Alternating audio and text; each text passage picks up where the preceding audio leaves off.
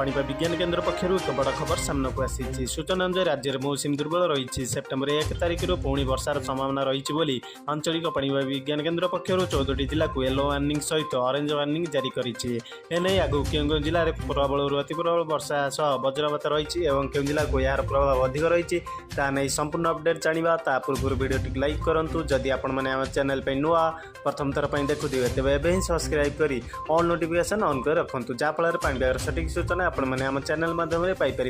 तेज late नक खबर पर नजर पकाए बर्तमान जहाँ सूचना मिलूँ राज्य में मौसम दुर्बल रही जो किसी स्थान में स्वल्प धरण वर्षा होती तेज आगामी 31 तारिख में पागर परिवर्तन आसो पूर्वानुमान कर आंचलिक पाणीपाग विज्ञान केन्द्र।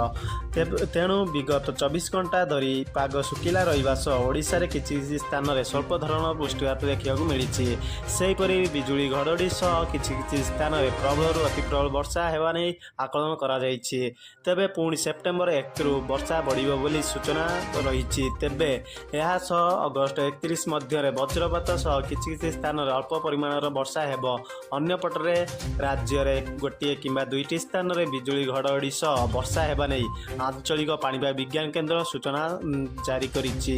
नवरंगपुर तेंतुली खुंट सर्वाधिक 22.0 मिलीमीटर वर्षा रेकर्ड करा जायथिबा बेले सेहीपरि कोरापुटर जयपुर में 18.6 मिलीमीटर वर्षा रेकर्ड करा जायछि। सेपटे जून 1 तारिख ठारू आज पर्यंत 884.2 मिलीमीटर वर्षा होइथिबा बेले राज्य में 782.0 मिलीमीटर वर्षा रेकर्ड करा जायछि जहाँ स्वाभाविक वर्षा ठारू 11% कम रही। केवल बौद्ध जिले में स्वाभाविक वर्षा ठारू अधिक वर्षा होइथिबा बेले यह 108 जिले में सर्वाधिक वर्षा ठारू कम वर्षा रेकर्ड होइछि।